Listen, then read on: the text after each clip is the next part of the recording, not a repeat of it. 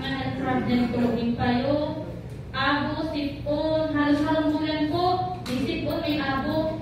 Pabalik-balik sana po. So dahil po naman sa RGCL spirulina na ginamit ko, nawala po ito gabo, sabi ko. Sabi ko, halit ka mungkan. Maray sa taday na ako nagpa-check up, din ako nagastusan. So ininom ko ang product ng DXM, yun na po ito ang nakahalit na sa akong health problem. Bihira na po akong abuhon, bihira na po akong sipunon. Dati man po, medyo ano po haya lang, pero sabi ko po, ikaw ba kami mura na? Dikit po sa labo, nakakahiya lang, pero totoo po talaga. Dahil sa product po kasi, dahil na po ito sa almoranas po mo. Bali, ikaw naman po ako ding tulong ati, ano po nga nito na sana, dahil man ako mag-kainin mo.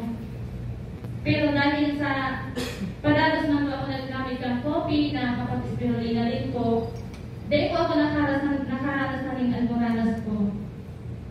So, ang DXN product po, magayon po siya sa hawak.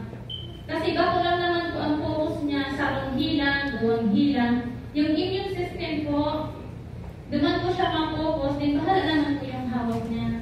Basta